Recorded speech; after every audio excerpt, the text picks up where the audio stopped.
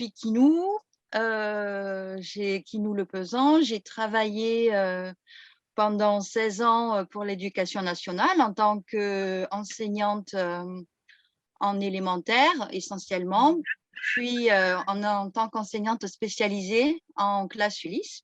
J'ai toujours plus ou moins fonctionné en pédagogie coopérative parce que c'est ce qui me semblait être le plus propice pour faire du ciment entre les élèves et pour les motiver à apprendre tout en respectant leurs besoins propres. Voilà.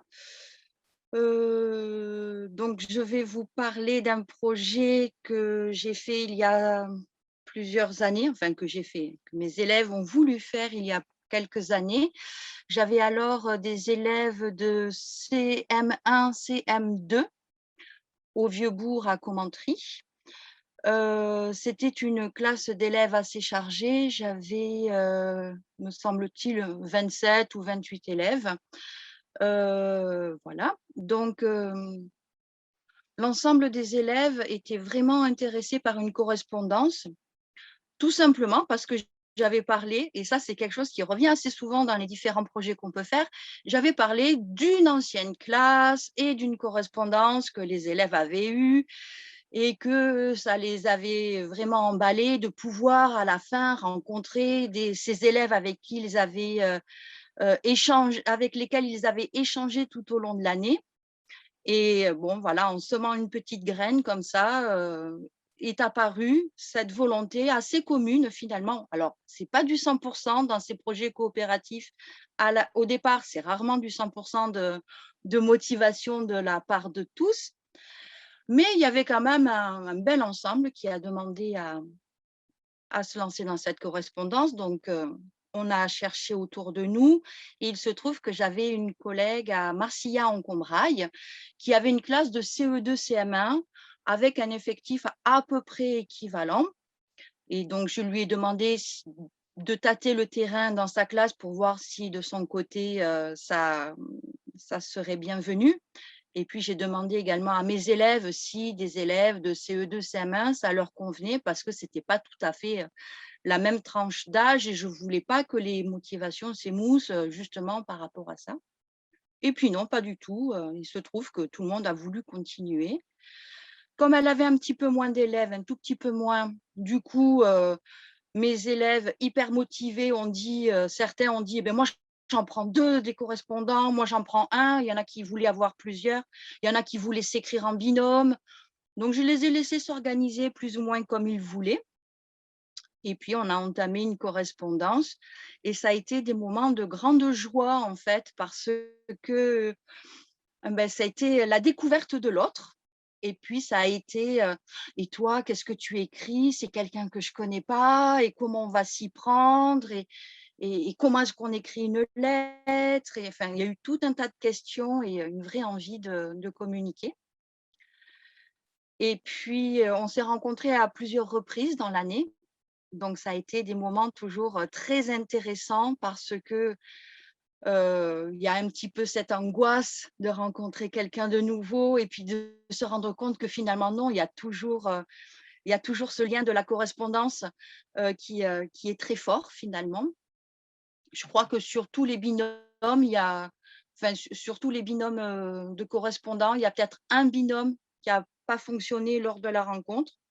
Et finalement, la rencontre a été très, très bien parce que ça a permis, de revoir un petit peu, «Ah finalement, je me suis mieux entendue avec un tel» ou «Finalement, maintenant, je vais écrire à celui-ci et aussi à celui-là» parce que, on a passé une super journée, donc c'était pas mal.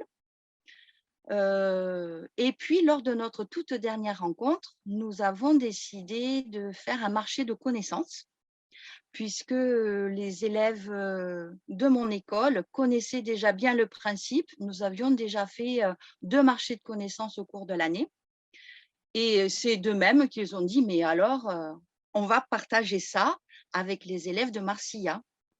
Donc, alors c'est toujours compliqué un petit peu le marché de connaissances.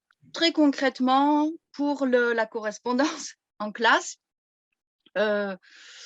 on s'est demandé, mais comment est-ce qu'on fait pour écrire à quelqu'un qu'on ne connaît pas? Il y a des élèves qui avaient déjà des pistes, d'autres qui n'en avaient pas. Donc, ils ont décidé, et là, ça a été… moi, j'avais le choix. Je pouvais soit leur proposer des exemples de lettres, soit les laisser tâtonner, parce que c'est aussi quelque chose qui est intéressant à faire de mon point de vue, hein. Et donc là, je les ai laissés tâtonner, c'est-à-dire qu'ils se sont mis en petits groupes et ils ont essayé de faire une lettre entre guillemets type pour écrire à quelqu'un. Et ensuite, on a mis ces lettres-là en commun, on les a lues pour voir un petit peu quels étaient les points les plus récurrents. Et il se trouve que sur tous les groupes, il n'y avait que 2 ou 3 élèves qui avaient pensé à poser des questions au correspondant, mais pour l'impliquer tout simplement. Et donc les autres ont été très interpellés par ce fait. Et la discussion commune a fait naître 2 lettres types où justement on impliquait quand même le correspondant en lui posant des questions et puis trouver des thèmes qui pouvaient être un petit peu universels aux élèves plutôt que d'aller tout de suite dans le détail, aux enfants, pardon, plutôt que d'aller tout de suite dans le détail, c'est bien de demander, et toi, est-ce que tu fais du sport? Et toi, qu'est-ce que tu aimes comme jeu? Plutôt que d'aller tout de suite dans des questions très précises. Donc, ça a été une discussion qui a été riche, d'abord en groupe, hein, parce que pour certains élèves, c'était très déroutant de devoir écrire à des gens qu'ils ne connaissaient pas. Puis pour d'autres, c'était peut-être un petit peu plus près de ce qu'ils étaient capables de faire. Et vraiment, le moment où toutes ces productions de groupe sont venues en commun, là, on a vécu un moment riche parce qu'on s'est rendu compte qu'on avait quand même tous plus ou moins réfléchi de la même façon. C'est quelque chose qui est très réconfortant et que, bon, mais voilà, il y avait certains groupes qui avaient pensé à mettre une formule de clôture, d'autres qui avaient pensé à mettre une… Finalement, ce que chaque groupe avait un petit peu d'exceptionnel, c'est ce qui est devenu un squelette de courrier, tout simplement. Puis, dans un second temps, les élèves ont travaillé seuls sur leurs lettres, à 2 pour ceux qui étaient vraiment le plus en difficulté ou ceux qui vraiment se sentaient plus à l'aise dans le travail en binôme. Et, et ensuite, une fois que les lettres ont été écrites, là, il s'est fait un choix de sur quel support j'écris. Est-ce que je prends une belle lettre? Est-ce que je crée mon propre papier? Est-ce que je vais prendre un papier ligné, pas ligné? Ça a été à leur choix. L'objectif, et je pense qu'ils l'ont senti sans que je sois vraiment très présente pour les diriger, l'objectif, c'était que ce soit un objet beau qui soit reçu, un objet de valeur pour que les correspondants aient tout simplement envie d'y répondre. Voilà, ça semble évident, mais certains avaient écrit un brouillon, plus ou moins, c'était quelque chose de très raturé ou quoi. Et quand ils ont vu le soin que mettaient les copains, bon, mais ils s'y sont repris, quoi. Ils ont fait un effort. Ceux qui étaient vraiment très en difficulté au niveau de la lecture, de l'écriture, ont demandé à taper à l'ordinateur. Ça a été, de mon point de vue, c'était quelque chose qui était tout à fait acceptable. Mais tous ne l'ont pas choisi. Certains ont préféré jouer avec des stylos à paillettes, avec des autocollants. Voilà, donc c'était un moment de création très intéressant. Pourquoi la correspondance scolaire déjà? En quoi la correspondance scolaire est un objet scolaire? Est-ce que, ma question provocatrice, c'était est-ce que c'est pas par rapport au programme que doit boucler une maîtresse de cycle 3? Eh bien, la correspondance scolaire est vraiment un objet scolaire dans le sens où on travaille l'écrit, on travaille à la fois l'orthographe, la grammaire, évidemment, sur la deuxième partie de l'écrit, mais on travaille aussi la structure, comment est-ce qu'on organise la phrase et comment, voilà, on travaille la structure de la lettre. Certains préfèrent y rentrer par l'album, certains préfèrent y rentrer autrement. Moi, je trouve que travailler la correspondance, travailler la lettre en établissant une réelle correspondance, ça prenait plus de sens pour les élèves. Et on est pleinement dans les programmes puisque c'est la langue française avant tout. on n'écrit pas comme on parle, donc forcément, il va y avoir une vraie réflexion sur la langue. Tu veux dire comment tu travaillais la grammaire, l'orthographe, la conjugaison à partir de la lettre? Alors, déjà, il y a alors peut-être les élèves, grâce à leur structure et à leurs lettres type, avaient déjà énoncé des formules qui étaient importantes à mettre dans la lettre, et on s'était interrogé en commun sur ces formules d'introduction, de clôture, les questions qu'on pouvait poser. On s'était déjà interrogé, et là, c'était vraiment en commun sur l'orthographe. Donc, il y avait déjà tout un tas d'éléments qui permettaient aux élèves d'avoir une grande partie de leurs lettres déjà juste orthographiquement et grammaticalement. Après, pour les rentrer dans l'individualité, c'était sur des temps de travail individuel. Là, on n'était plus dans du collectif, où les élèves travaillaient sur des phases dédiées, hein, des moments de 20 minutes dédiés sur le contenu. Alors, ils me donnaient leur premier jet, j'indiquais par un code dans la marge ce qui était à revoir, et ils allaient chercher, soit avec les outils de la classe, soit avec un copain peut-être un peu plus expérimenté, ils allaient chercher à se corriger. Puis ils revenaient me voir, et c'était des allers-retours comme ça. Est-ce que Donc, j'ai c'était répondu? quoi, par exemple, les outils sur lesquels ils pouvaient s'appuyer Alors, oui, vas-y. ils avaient leur mémo orthographique, bien entendu, les affichages de la classe, le dictionnaire, et puis, bon, bien entendu, les copains. Pour les élèves vraiment les plus en difficulté, il y avait la possibilité de taper à l'ordinateur et d'utiliser le correcteur orthographique. Mais là, il y avait qu'un seul élève dans la classe qui avait vraiment besoin de ça. Donc, c'est vraiment quelque chose de marginal. Mais ça peut être une solution si on a des élèves très en difficulté. D'accord.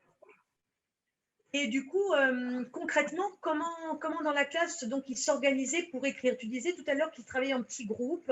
Donc, Oui. j'imagine que c'est sur ces fameux temps de travail individualisé ou c'était sur des temps collectifs? Alors, la correspondance, les petits groupes, ça a été pour faire une lettre type. Quel est le profil d'une lettre? Quels sont les éléments qui seront toujours là, quelle que soit la lettre que j'écris? Ça a été un moment de groupe, puis ça a été plutôt des moments individuels. Après, il y a des grands moments de forte intensité, c'est quand on reçoit la lettre d'un correspondant, puisque là, il y a une espèce de fébrilité. Qu'est-ce qu'il a voulu m'écrire? Est-ce que c'est une lettre qui m'est vraiment adressée à moi? Est-ce qu'il y a un petit cadeau dans la lettre ou pas? Et là, forcément, il y a des échanges. Quand on reçoit une lettre, c'est impossible de ne pas laisser les élèves discuter entre eux, échanger, montrer aux copains, regarde ce que lui m'a écrit, et toi, qu'est-ce que tu as eu? Parce qu'il y a de très, très fortes émotions. Et c'est aussi ce qui crée l'envie de répondre. Et puis, ah oui, il t'a répondu ça, donc tu pourrais lui envoyer ça. Il y a des petits conseils qui sont échangés à ce moment-là. Et puis, il y a aussi de lire la lettre d'un copain. Ben moi, ça va me donner l'idée dans ma propre lettre, d'écrire aussi cela. Voilà. Donc, une fois que ces moments de réception de lettres en commun en collectif avaient eu lieu, là, généralement, la motivation, c'est là qu'elle est la plus forte. On enchaîne de suite sur une réponse. Parce que si on attend une semaine, c'est sûr que la motivation, elle retombe un petit peu. Et puis toujours pareil, les élèves qui sont un petit peu en difficulté, ou parfois ça peut arriver, les élèves qui sont déçus parce que la lettre reçue, elle n'a peut-être pas été aussi soignée qu'on espérait, ou finalement on pensait qu'on s'entendrait bien, et puis finalement non, mais vraiment pas du tout, on n'a rien en commun. Là, il y a besoin d'un coup de pouce, et puis c'est toujours sympa d'avoir un copain qui vient travailler avec nous. Donc là, la grande majorité se lance seule sur la réécriture, mais moi, je laisse libre les élèves qui en ont besoin de se mettre par deux, voilà, voire même par trois, mais ça arrive peu souvent quand même. Et donc, là, ils ont le choix du copain avec qui travailler.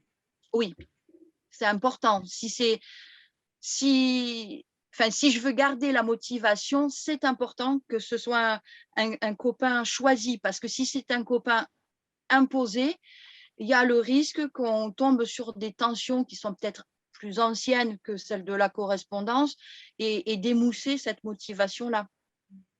D'une manière générale, même en les laissant libres, ils ne vont pas s'amuser à parler de ce qu'ils ont fait le week-end dernier à la maison. Ils sont vraiment très investis dans le projet parce que quelque chose de personnel et d'unique leur a été envoyé. Donc, c'est pas rien. Et comme disait Sylvain Connac, tu connais bien, n'est-ce pas? Donc, qui, je le rappelle, a été un enseignant qui a travaillé en pédagogie coopérative à Montpellier et qui est maintenant chercheur en sciences de l'éducation et qui a, je crois, été ton premier maître formateur, non? C'est pas ça, Kino? Non, ça a été la première personne que j'ai rencontrée dans un stage de l'ICEM 34. Mais D'accord, c'était pendant mon année de formation. d'accord. Comme disait Sylvain Connac, une vraie situation d'apprentissage, ça m'avait marqué quand il avait dit ça, est une situation inédite et de communication. Vraiment, la correspondance scolaire, c'est ça, hein, c'est vraiment une situation inédite à chaque fois, et donc de communication, donc extrêmement motivante. Et Oui. toutes les tâches d'orthographe, de grammaire ou de conjugaison sont vraiment au service et on sait pourquoi, du coup, on apprend l'orthographe, la grammaire et la conjugaison. On sait pourquoi faire. Oui, et du coup, c'est moins fastidieux parce qu'il y a du sens, tout simplement. Effectivement. Bon. Et du coup, qu'est-ce que je t'avais demandé comme question aussi? Par rapport à comment on avait formé les duos. Oui, voilà, comment vous avez formé les duos Oui. et puis si tu as autre chose à dire, oui, par rapport à ce projet aussi, vas-y. Alors, par rapport au duo, nous nous étions rencontrés avec l'enseignante de Marcillan en Combraille parce que on voulait commettre le moins d'impairs possible.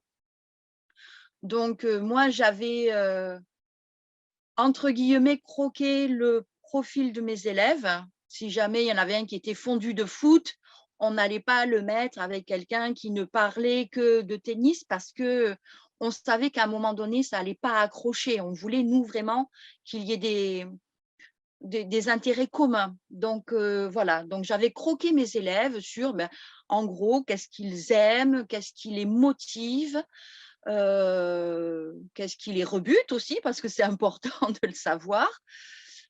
Et puis aussi, alors c'est pareil, j'avais fait un tri, c'était grosso modo parce que des fois on a des belles surprises. J'avais fait un tri petit scripteur et puis celui qui écrit des tartines et des tartines. Parce que celui qui écrit beaucoup de pages à un élève très en difficulté de lecture va se retrouver très découragé pour répondre. Et à l'inverse, celui qui a l'habitude d'écrire énormément ou d'avoir déjà une façon d'écrire un petit peu recherchée va être attristé de voir 3 lignes lui arriver et rien d'autre. Donc, c'était vraiment ces 2 critères qui nous semblaient importants, à la fois les points de motivation et puis à la fois voilà, grosso modo, hein, mais comment est-ce qu'ils les écrivent. Et puis, ça avait bien fonctionné. Et j'avais demandé quand même à mes élèves, est-ce que c'est très important d'être avec quelqu'un de ton âge ou pas? Et est-ce que c'est très important d'être avec un garçon ou pas? Ou avec une fille ou pas? Parce que mine de rien, il y en a pour lesquels ça aurait pu faire barrage. Je connaissais un petit peu mes loustiques et je savais par avance qu'avec certains, ça allait être délicat. Mais voilà, on n'avait pas la même proportion garçon-fille et il fallait obligatoirement faire des duos mixtes. Voilà comment nous avions procédé. Et donc, par rapport au marché de connaissances, oui, explique-nous un petit peu ce que c'est pour toi le marché de connaissances. Alors pour moi, le marché de connaissances, c'est un moment de l'année qui est devenu incontournable au fur et à mesure des années, parce que c'est un moment où chaque élève peut se montrer l'expert d'un savoir qu'il peut transmettre aux autres. Ce savoir est un savoir qui lui appartient, donc il peut être scolaire, et ça l'est rarement, mais ça peut être donc tout un tas tout un champ de compétences très divers. Dans les savoirs, j'ai des élèves qui ont voulu apprendre à leurs copains comment on pêche à la mouche, comment on dessine un personnage de manga. Ça peut être comment on fait la roue, comment on fait une prise de judo. Ça peut être, qu'est-ce que j'ai eu certaines années, des pliages, de l'origami, des couronnes de pâquerettes selon les saisons, des recettes de cuisine. Beaucoup, ce sont en général des stands qui ont beaucoup de succès. Voilà, donc les élèves sont chargés de transmettre à leurs copains un savoir qu'ils ont. Pour cela, ils doivent mettre… alors, je ne m'y prends peut-être pas bien. C'est pas grave. Tu feras des montages ou pas? Bon, ça va. J'ai vu ton assentiment. Oui, C'est oui, bon, oui, on il n'y a fera des pas de montages. souci. Je garderai Ok. l'interview telle quelle, que je t'enverrai d'ailleurs pour d'autres usages. Et Oui, pour le module, oui, on fera des montages. ok, ça marche. Oui, donc c'est un moment qui est hyper motivant pour les élèves parce que là, pour le coup, ils sont en situation de montrer aux autres ce qu'ils savent. Et il y a des élèves, en particulier les élèves en difficulté scolaire, qui sont rarement dans cette position. Ils sont souvent ceux qu'on aide, ceux qu'on soutient, mais rarement ceux qui sont là pour enseigner aux autres. Donc, c'est quelque chose qui est vraiment reboostant pour l'estime de soi, de mon point de vue. Et puis, ça met en œuvre tout un tas de compétences qui sont, de mon point de vue toujours, vraiment précieuses. Donc, des compétences d'oral, parce que il faut être capable d'expliquer aux autres. On ne peut pas se contenter de pointer du doigt, de montrer. Non, là, il faut vraiment réfléchir à ce que l'on va dire et s'exprimer de façon intelligible. Il y a des compétences d'écrit parce que, mine de rien, si on veut faire une petite fiche technique pour la transmettre aux copains ou si on veut faire, si on transmet une règle du jeu, par exemple, il faut être capable d'écrire cette règle du jeu. Et puis, il y a aussi des compétences organisationnelles qui sont très importantes. Si j'ai envie de transmettre une recette de cuisine, c'est très bien. Mais qu'est-ce qu'il va me falloir comme matériel? À quoi vais-je devoir être attentif? Et puis, il va falloir peut-être à un moment donné que je fasse des proportions parce que moi, je connais la recette pour 4 langues de chat, mais là, dans mon marché, il va peut-être falloir que je fasse 5 fois la recette. Donc, du coup, il va falloir qu'on ait des ingrédients en proportion. Donc, il y a vraiment à la fois des compétences langagières, des compétences organisationnelles et puis des compétences annexes, hein, mathématiques, etc. Et puis, toujours pareil, il y a ce lien de coopération qui est quelque chose d'extrêmement fort. Donc, pour moi, le marché de connaissances, c'est quelque chose de très, très important. Oui, Et puis maintenant, on sait que c'est celui qui explique qui tire finalement le plus de bénéfices oui, que celui qui reçoit l'explication, hein. oui, Voilà, les recherches maintenant montrent vraiment que euh, verbaliser, comme tu disais, exprimer, c'est un bénéfice intellectuel bien supérieur à celui qui reçoit l'explication. Contrairement à oui. ce qu'on croyait avant, on disait que c'était une Mmh, perte de temps, ça, ça, ça ne permettait plus à celui qui expliquait de continuer à apprendre. En fait, on sait que mmh. c'est le contraire. Oui. Et alors, pour ton marché de connaissances, en fait, raconte-moi un petit peu l'organisation de ce marché. Alors, ce marché a eu lieu à l'école du Vieux-Bourg. Il était un petit peu exceptionnel. Alors, mes élèves avaient l'habitude de faire des marchés internes à la classe.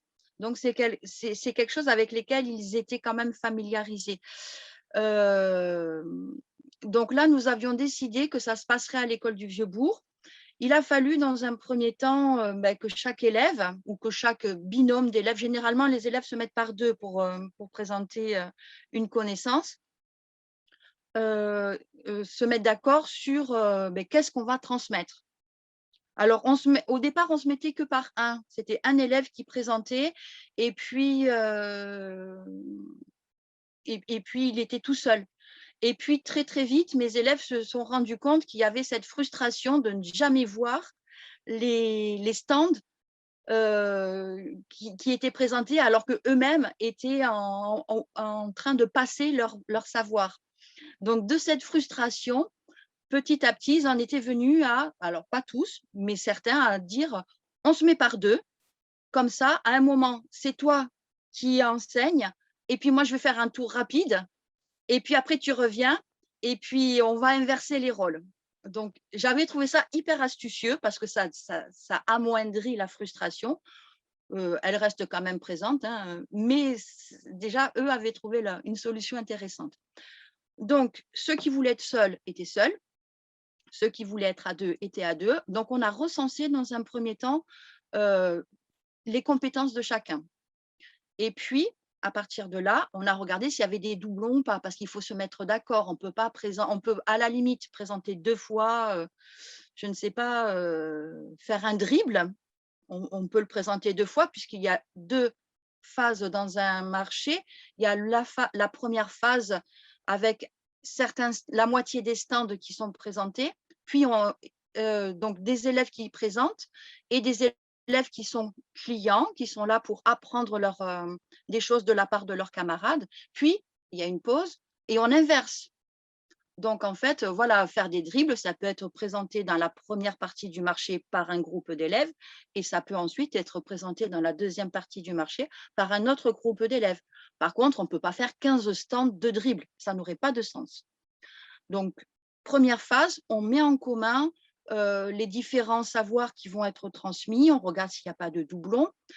Là, nous étions dans le cadre de la correspondance, donc il a fallu que l'on envoie à nos correspondants, et là, ça a été un moment collectif, la liste de nos stands et qu'eux voient aussi s'il n'y avait pas de doublons avec les nôtres, parce que du coup, là, il y avait quand même quelque chose d'un petit peu délicat.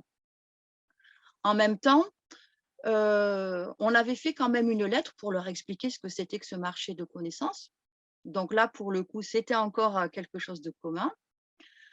Une fois que nous avons eu nos stands établis, eh bien, les élèves ont commencé à préparer leur stand. Donc, préparer la liste du matériel, prévoir également quel est le lieu qui serait idéal pour tenir leur stand, voir s'il fallait commencer à récupérer quelque part des objets ou des matériaux que nous n'aurions pas sur place ou des ingrédients, peu importe. Donc, on s'y prend quand même en amont, on ne fait pas que ça à la dernière minute. Et puis, mes élèves se sont entraînés en interne dans la classe. C'est-à-dire qu'on a fait un micro-marché de connaissances, quelque chose de très rapide, pour que chaque passeur de connaissances puisse expliquer et avoir une chance de présenter aux copains avant et qu'il ait un débriefing sur comment tu as expliqué, j'ai compris, j'ai pas compris, et que vraiment ce soit qu'ils aient le sentiment, notamment les élèves les plus en difficulté, de gagner en assurance et en compétences. Voilà, je possède cette compétence, mais en plus, j'ai la compétence de pouvoir l'expliquer. Ça fait une surcompétence. Donc ça, on a fait un micro-marché en interne. Et puis, le jour donc, du marché avec les correspondants, nous avons investi tout simplement la cour de l'école. C'était au mois de juin. Et nous avons sorti toutes les tables de la classe que nous avons placées sous les arbres. Et nous avons donc fait des stands un peu partout. Il y en avait également dans la cuisine parce que ce jour-là, nous avions des recettes de cuisine. Il y en avait dans un bac à sable parce qu'il y avait des expériences de sciences qui étaient expliquées, qui étaient un petit peu salissantes. Donc, on avait déterminé qu'à cet endroit-là, c'était moins important. Et puis, voilà. Donc, ça a été un très, très franc succès. Vraiment, les élèves ont vraiment apprécié. Nous avions quand même décidé avec la maîtresse de Marcilla que dans la première phase du marché, il y aurait des élèves des 2 classes qui présenteraient leurs connaissances et que dans la deuxième phase également. Ce n'était pas la première phase, les élèves du Vieux-Bourg qui présentent à Marcilla et puis ensuite les élèves de Marcilla qui présentent au Vieux-Bourg. Pour nous, ça aurait été un petit peu compliqué. Voilà, en gros. Très bien, bah, écoute, je te remercie, c'était absolument passionnant. Et puis on voit bien que là aussi, le marché de connaissances, il fonctionne, il est motivant parce que les élèves choisissent ce qu'ils veulent présenter, Oui, parce que c'est dans leur zone proximale de développement, c'est-à-dire qu'ils choisissent ce qu'ils peuvent transmettre, ni plus ni oui, moins. Puis tout ça, évidemment, dans un climat où la coopération règne. oui. On revient toujours au pilier de la motivation. Oui, alors mes élèves avaient quand même une expérience du marché de connaissances. Pour des élèves qui n'auraient jamais fait de marché de connaissances, déjà moi en tant qu'enseignante, je sais qu'il faut que je prévoie quand même 4 ou 5 séances de préparation à minima. Voilà, que je prévois 4 ou 5 créneaux pour que mes élèves se préparent. Parce que ce n'est pas si évident que ça quand on ne l'a jamais fait de s'imaginer, mais qu'est-ce qu'il faut que je mette en œuvre donc, c'est quelque chose qui n'est pas simple. Et j'ai oublié la deuxième chose. Ah oui, c'est ça. C'est qu'ils avaient fait plusieurs marchés de connaissances, donc ils avaient une notion de désirabilité ou de stand vendeur ou non vendeur. Parce qu'il n'y a rien de plus frustrant, enfin de plus désespérant même pour un élève que d'être à son stand et de se rendre compte que ce qu'il présente n'intéresse personne. Enfin, c'est quelque chose qui est vraiment terrible. Ça avait même été très mal vécu au départ. Et puis, ils avaient donc trouvé cette idée de, bon, ben, je vais demander à 4-5 copains pour voir est-ce qu'ils viendraient à mon stand ou pas. Et puis, sinon, ils changeaient d'idée. Donc, c'est quand même quelque chose qui peut être intéressant à prendre en compte parce qu'on a parfois des élèves qui ont des connaissances très pointues ou très spécifiques et qui n'intéresseront pas les autres. Et je pense qu'il est de notre rôle à nous, d'enseignants, au moins la première fois de réorienter ou alors de l'envoyer faire une petite étude de marché, là, aller voir 3-4 copains pour se rendre compte par eux-mêmes, quoi. Très bonne idée, l'étude de marché, effectivement. Ouais. Effectivement. Très bien. Ben, écoute, est-ce que tu penses avoir fait le tour de ce projet au Vieux-Bourg? Oui, Ben, écoute, dans ce cas-là, je te propose de passer à l'Ulysse. oui, Voilà, donc, je présente juste un petit peu le contexte de l'Ulysse, l'école. oui. Puis après, ben, je te laisse poursuivre sur le projet que tu as envie de mettre en avant. Donc, j'ai enseigné en Ulysse École dans un dispositif Ulysse à l'école Édith Busseron à Commentry durant 4 ans. Donc, les élèves étaient âgés d'environ 6 ans à 12 ans. Donc, c'était avec une douzaine d'élèves et des élèves majoritairement avec des troubles cognitifs. Voilà.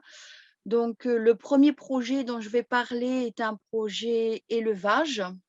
Donc, ça a été un projet assez suivi par les élèves et vraiment motivant parce que la plupart étaient terrifiés par les insectes au départ.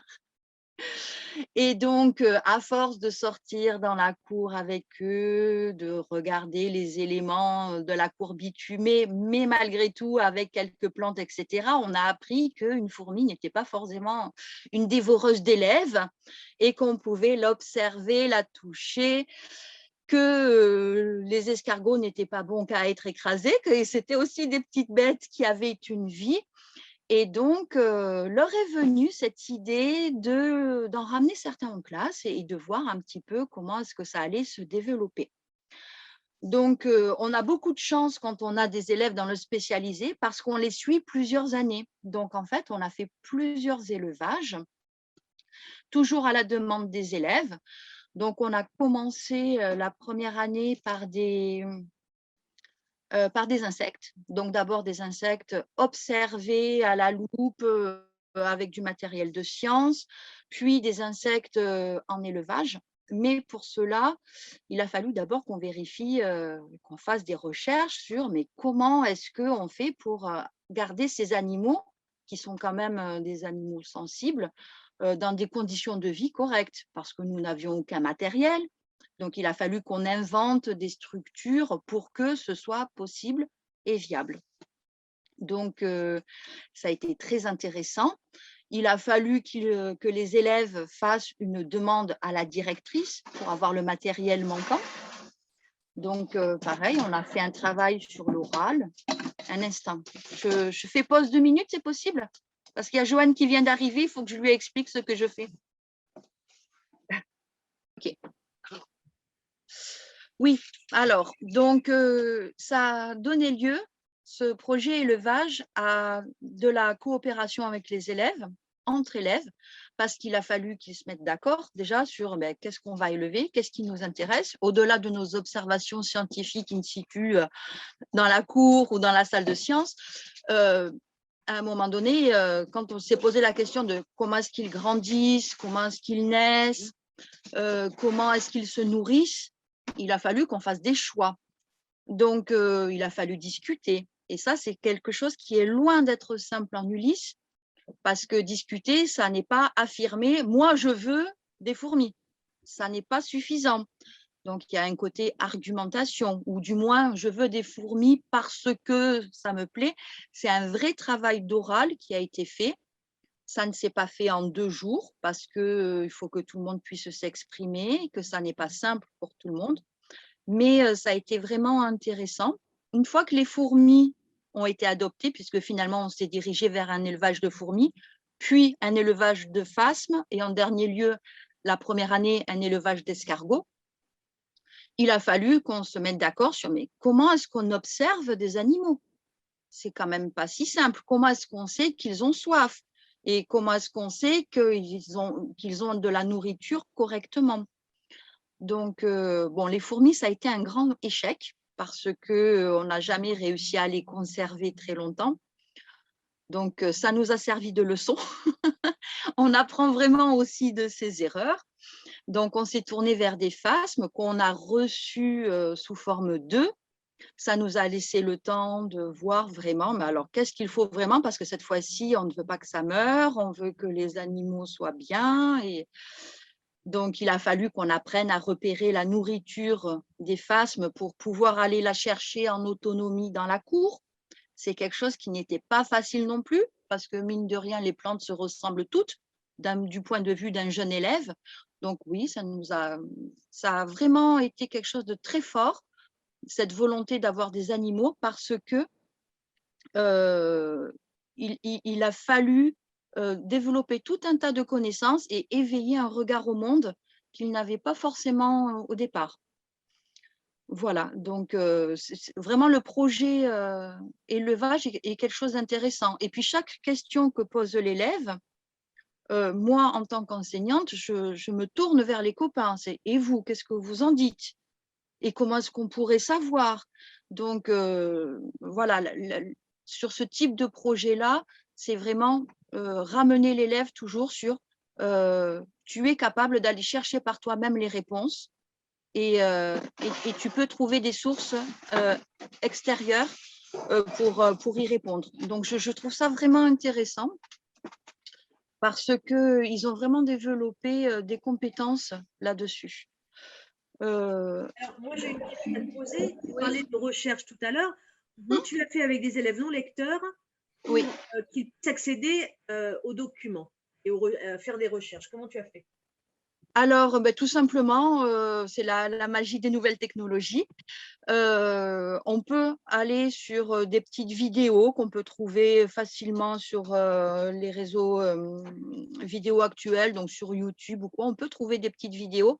Bon, charge à nous, enseignants, toujours pareil, de les télécharger pour qu'ils ne tombent pas sur des publicités ou au contenu inapproprié et qu'ils n'aillent pas se perdre sur d'autres vidéos. Il y a également des sites comme Wikidia ou quoi, qui sont pas mal. Et puis, il y a la possibilité de faire lire le texte, tout simplement. Alors, Wikidia est bien parce que le langage est plus adapté. Les élèves vont souvent sur Wikipédia comme ça en premier jet. Ça n'est jamais adapté au niveau d'un élève. Donc, voilà, on est passé par des sites qui étaient vraiment plus adaptés. Et puis, quand il y avait besoin d'explications, on allait demander les explications, de la vulgarisation à un adulte ou à un autre. Là, en dernier recours, je suis là pour qu'ils comprennent quand même. Mais concrètement, tu t'organisais comment? Est-ce que c'était un groupe d'élèves qui allaient devant l'ordinateur? Est-ce que c'était en collectif? Est-ce que c'était un élève et ensuite il faisait un compte rendu aux autres? Comment tu t'organisais? Alors, en général, quand ils allaient faire des recherches, c'était toujours par deux. parce qu'un qui fait les recherches, un qui note les réponses. C'était donc un binôme qui était donc missionné par le reste du groupe. Voilà, là, on se pose la question de on a ces œufs de face, mais ils n'ont toujours pas éclos. Est-ce qu'on a fait quelque chose? Est-ce que les bébés sont morts avant même d'être nés? Ah, combien de temps faut-il attendre avant qu'un œuf éclose? Bon, mais ça, c'est une réponse qu'on va chercher sur Internet et on va ensuite la donner au groupe. Par contre, on s'arrange pour que ce ne soit pas toujours les mêmes élèves qui aillent chercher les réponses, évidemment. Donc, moi, j'avais la structure du conseil d'élèves qui permettait de nommer le responsable pour répondre à telle question ou telle autre. Alors, comment ça se faisait au sein du conseil d'élèves pour nommer le responsable? Tu peux m'expliquer un petit peu? Alors, c'était tout simplement d'abord au volontariat. Donc, on se pose cette question. OK, donc tout le monde est d'accord. Est-ce que quelqu'un connaît la réponse? Non, donc il faut qu'on la cherche. Où est-ce qu'on peut la chercher? Donc là, les réponses étaient données en collectif. Et puis, qui serait d'accord pour aller chercher la réponse? Donc là, il y a des élèves qui se portent volontaires. Donc, s'il y en a un ou s'il y en a deux, bon, ben, d'office, ce sont ces élèves-là. On demande quand même aux autres si tout le monde est d'accord pour que ce soit ces élèves-là. Et puis, s'il y a plusieurs candidats, on procède à un vote. Si quelqu'un est déjà passé sur ce type de mission, on va laisser la priorité à celui qui ne l'a jamais fait, en disant à l'élève qui est déjà passé, oui, toi, tu as l'expérience, tu vas pouvoir l'aider. Si lui, il va essayer, c'est sa première fois. Et s'il est en difficulté, il viendra te voir parce qu'il sait que toi, tu as déjà réussi une fois. Donc, c'est un système de tutorat. Voilà. Alors, Donc, les élèves lecteurs qui regardaient les vidéos, donc eux, ils rapportaient à l'oral, en fait, les réponses, c'est ça? c'est ça. Alors, souvent, moi, j'utilise beaucoup le dessin en Ulysse. Donc, ils prennent des notes sous forme de dessin. C'est quelque chose qui fonctionne vraiment, vraiment bien. Donc, il faut leurs 2-3 petits croquis. Ça leur sert de support ensuite pour expliquer. Si ce sont des élèves très en difficulté à l'oral, je les fais d'abord expliquer à l'AESH ou à moi, si j'ai un petit moment, pour qu'ils aient quand même un premier essai de restitution orale, parce que ça peut être quelque chose d'assez compliqué. Ça peut aussi, alors j'ai eu des élèves autistes qui étaient non-verbaux, qui ne parlaient pas du tout, simplement présenter une petite affiche avec des dessins ou avec des mots s'ils étaient scripteurs. Voilà, on n'est pas obligé de présenter quelque chose forcément à l'oral si c'est quelque chose qui est insurmontable. C'est Voilà. important, c'est important de le dire, effectivement. Ouais. D'accord. Ok, très bien pour ce projet élevage. Est-ce que tu veux rajouter autre chose sur ce projet? Juste peut-être que c'est un projet qui a toujours du succès. On est passé là, les élèves, je suis restée 4 ans sur l'école. On est passé donc par toutes sortes d'insectes, mais après on a eu aussi des cochons d'Inde, on a eu des poules. Donc on peut passer sur tout un tas d'élevages différents qui se terminent pas toujours très bien, mais c'est toujours une aventure et quelque chose d'intéressant. Voilà. Très bien, merci. Eh bien, écoute, on continue sur le projet Étamine, Oui, Ulysse oui. aussi. Vas-y, je te laisse la parole. Alors, le projet Étamine est un projet donc, qui est mis en place par l'OCCE. C'est un projet où une classe écrit un livre, le livre qu'il veut, sur la thématique qu'il veut, de la forme qu'il veut, et l'envoie, s'il le souhaite, à d'autres écoles pour être lu et recevoir un feedback sur ce qui a été produit. Donc, ce projet-là, moi, m'a intéressée en Ulysse, tout simplement pour engager les élèves dans des productions écrites un peu plus étoffées, parce que même avec le texte libre, on tournait un petit peu en rond sur des phrases très, très squelettiques et puis rachitiques. Il n'y avait pas grand-chose qui se passait. Et je voulais vraiment engager les élèves à quelque chose d'un peu plus fourni, dont ils tirent une grande fierté. Le gros avantage du projet Étamine, c'est qu'à l'issue du projet, l'OCCE on envoie les élèves, on envoie les textes à imprimer c'est à l'OCCE des Charentes, me semble-t-il. Oui, on envoie donc le texte à imprimer et l'OCCE des Charentes nous renvoie un exemplaire, un livre par élève. Donc, c'est quelque chose qui est fantastique parce qu'ils rentrent chez eux, là, nos petits élèves, avec un livre auquel ils ont pleinement participé. Leur nom est indiqué dessus et il y a une fierté qui émane d'eux qui est vraiment fantastique. Donc, en Ulysse, sur pareil, les 4 ans où je suis restée à l'école Édith Busseron, on a eu 4 livres différents. La première année, on avait écrit un conte, tout simplement, qui s'appelait Un voleur au château, qui était un conte très sympa, très classique aussi, hein. Nous avons buté sur les illustrations. En Ulysse, les illustrations, c'est quelque chose d'extrêmement difficile parce qu'on peut avoir des élèves très créatifs, mais comme c'est un projet coopératif, ce n'est pas un seul élève qui va faire toutes les illustrations, sauf si les copains sont d'accord. Et encore, les copains peuvent être d'accord par défaut parce qu'ils n'ont pas confiance en leurs propres compétences. Donc, cette première année-là, nous avions décidé de faire des illustrations photos, tout simplement.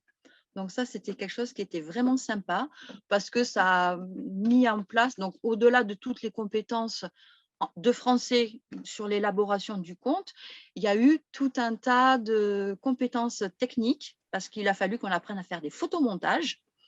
Il a fallu qu'on réfléchisse aux costumes, comment est-ce qu'on va faire pour faire croire qu'on est dans un château, on n'a pas de château sous la main. Et ça a été quelque chose de très intéressant. Il a vraiment fallu que l'on discute, que l'on voit, ah mince, dans notre conte, il y a 5 filles et nous, on n'a pas 5 filles dans la classe. Oh, drame, il faut que quelqu'un se grime en fille et est-ce que ça va porter atteinte à mon intégrité physique? Enfin, ce sont des questions qui sont très, très fortes en Ulysse.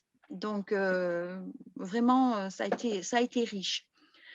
Les années suivantes, on n'a pas travaillé seul dans l'Ulysse parce qu'évidemment, quand les copains des autres classes ont vu de quoi on avait été capable, eh bien, ils ont voulu participer avec nous. Donc, on s'est retrouvés les 3 années suivantes à faire des projets qui étaient sur plusieurs classes. Voilà, donc c'était très intéressant aussi, complètement différent. Donc, la deuxième année, ça a été les contes revisités sur 3 classes. Une classe écrivait ses propres contes. Donc là, c'était un travail de groupe, pas un travail collectif, mais vraiment des petits groupes au sein de la classe qui écrivaient un conte détourné. Et la classe suivante était relecteur et faisait donc des réponses critiques et des conseils critiques constructifs, évidemment, à la première classe, donc pour qu'ils puissent améliorer leur compte. Et la troisième classe, illustrée. Donc, en fait, chaque classe était à la fois relecteur, illustrateur et j'ai dit quoi? Correcteur, illustrateur et concepteur. Voilà, écrivain. Je ne sais pas si je suis très claire sur cette circularité. Voilà, donc ça a été quelque chose de très, très riche. Ça a fait un ouvrage de 90 pages. Ça a été quelque chose de fantastique cette année-là. Et là, pour le coup, les élèves ont vraiment été très fiers les élèves d'Ulysse, parce que déjà, la première année, ils avaient pu montrer de quoi est-ce qu'ils étaient capables. Et là, ils avaient été inclus donc, dans un projet de 3 classes en tant que dispositif Ulysse et pas en tant qu'élève de CP ou de CE1 ou de CE2. Non, c'est le dispositif Ulysse à égalité avec les autres. Et pour leur estime d'eux-mêmes, ça a été quelque chose de vraiment, vraiment très, très fort. Les années suivantes, on a fait des projets un peu plus modestes parce qu'on avait plein d'autres choses sur le feu. Mais ça a été vraiment intéressant sur un livre de blagues, par exemple. Et la dernière année, qu'est-ce que nous avions fait? Nous n'étions pas passés par Étamines la dernière année. On s'y était pris un petit peu tard parce qu'il y a quand même un calendrier à respecter pour avoir le temps de recevoir les livres. Donc, la dernière année, on avait juste fait des fiches animaux, un petit ouvrage documentaire à destination des élèves de CP. Donc, c'était quelque chose de sympa. On avait fait ça entre les CE2 et le dispositif Ulysse. Donc là, beaucoup de recherches scientifiques. On était dans un écrit spécifique. Alors moi, j'aimerais que tu m'expliques aussi de l'organisation pratico-pratique dans ta classe pour Étamine, c'est-à-dire comment tu t'es organisé, enfin comment les enfants sont organisés, comment tu as travaillé la lecture, comment tu as travaillé l'écriture, enfin voilà, que tu me racontes un petit peu tout ça.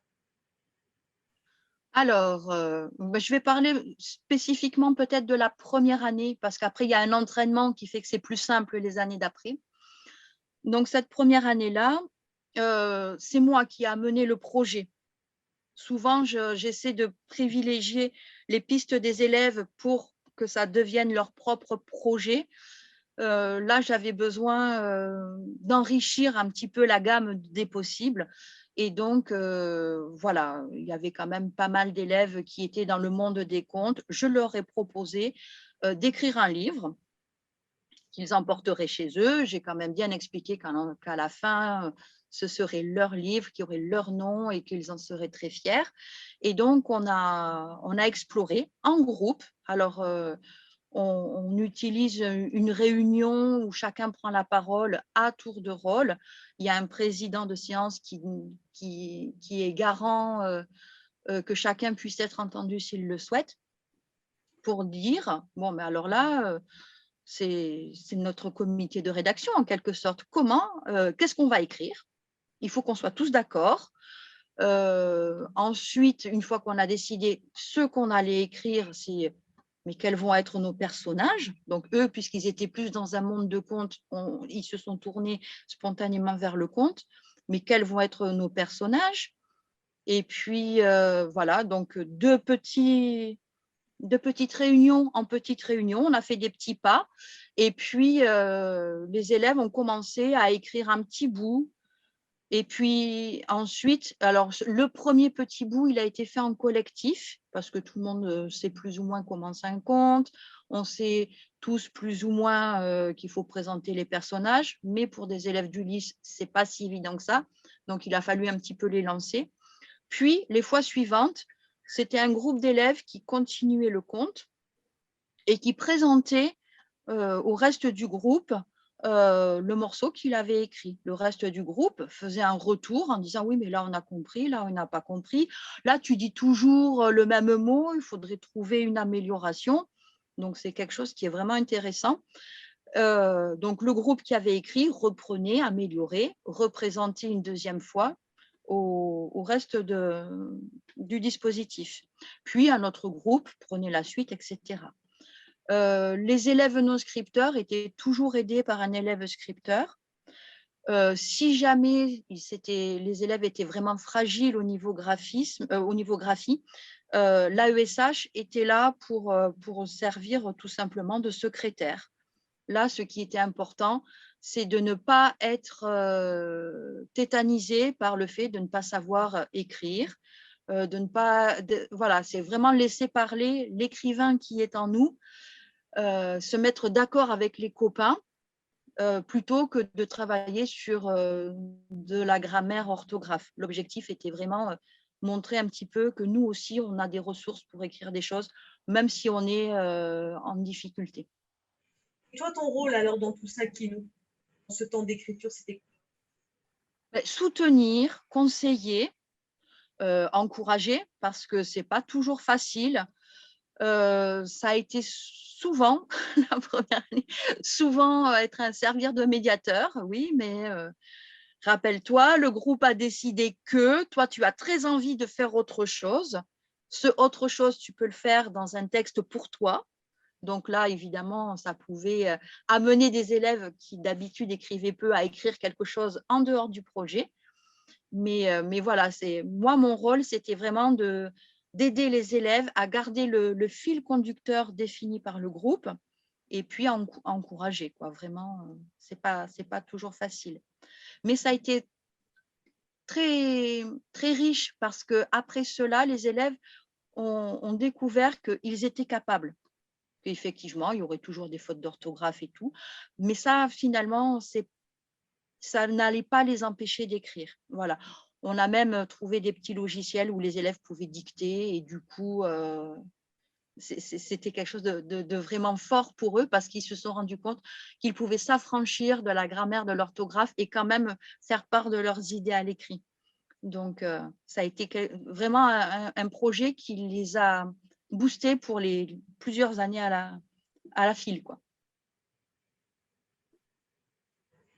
Et donc là aussi, dans ce projet de lecture, donc tu disais que le sujet était choisi par le groupe. Mhm. Donc, la motivation, donc justement, elle venait de ce bel objet qui peut être récupéré à la fin, hein, comme tu l'as dit. Oui. Et puis, donc,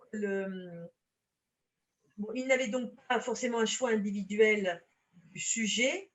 Et comme d'habitude, dans ta classe, il pouvait choisir le copain avec qui travailler. Et puis, peut-être le style aussi euh, dans lequel il pouvait s'exprimer. C'est ça qu'il n'y avait pas de phrase imposée ou du cadre. Non, C'est ça. non, non, non. Photomontage aussi, je suppose. Euh, Pardon? le photomontage. Oui. Là aussi, c'est eux qui avaient le choix des photos, des accessoires, tout ça. Oui. Alors, la difficulté en Ulysse, de mon point de vue, c'est ne pas avoir trop de choix, ne pas donner trop de choix, parce que de nombreux élèves sont en difficulté face à un choix, parce que ce n'est pas quelque chose qui est simple, c'est quelque chose qu'ils vivent parfois peu à la maison, donc ils peuvent se sentir en difficulté quand il faut choisir. Donc, pour le photomontage, par exemple, quand il fallait un fond de château, je leur proposais 5 ou 6 photos de château. Donc, ils avaient le choix, mais ils n'avaient pas le choix immense qu'on peut trouver sur Internet et qui peut être vraiment quelque chose de difficile à apprivoiser. Voilà, Dans lequel on pourrait se noyer d'ailleurs. Hein. Et c'est à trop ça. de choix, c'est très compliqué. Voilà, donc voilà, sur les photomontages, donc il y avait ces choix-là. Pour les costumes également, alors ça a été aussi une enquête. Il a fallu écrire un petit mot à toutes les classes pour demander s'ils avaient des costumes de princesse, les amener, des costumes de voleurs, les amener. Et puis on s'est rendu compte, mais ça, quel costume un voleur? Bon, alors comment est-ce qu'on imagine notre personnage à nous? Mince, on a oublié. Enfin, tout un tas de discussions qui sont vraiment très, très riches. Donc, non, c'est vraiment un projet qui est intéressant. Et puis, pour le coup, sur le photomontage, nous avons gardé ces photos-là et nous avons fait une lecture oralisée enregistrée. On a fait un diaporama, en fait, tout simplement, avec la lecture. Et donc, les élèves ont lu et on a projeté donc, cette lecture avec le support des photos à toute l'école. Et évidemment, toute l'école a voulu que nous formions les élèves au photomontage parce que ça a eu un succès fou. Donc là, les élèves d'Ulysse ont dû enseigner à leurs camarades, parfois plus âgés, parfois moins, comment est-ce qu'on fait pour truquer une photo. Et ça, c'était un moment fort aussi. Bien. Est-ce que tu vois autre chose à rajouter qui nous… Pour le mot de la fin, moi, ce que je dirais, c'est que les succès qui ont été rencontrés dans tous les projets coopératifs, ce sont les succès viennent des élèves. Voilà, ça a été rare que les grands moments motivants viennent de moi, en fait. Il faut que ça vienne d'eux. Donc, partir de leur passion, de leur centre d'intérêt, de leur discussion, c'est vraiment important de les connaître, de savoir ce qui les porte, ce qui les motive, parce que c'est de là qu'on peut partir, quoi. Et on peut aller loin. On peut aller vraiment 10 fois plus loin que ce qu'on imaginait. Et ils apprennent à une vitesse vraiment époustouflante.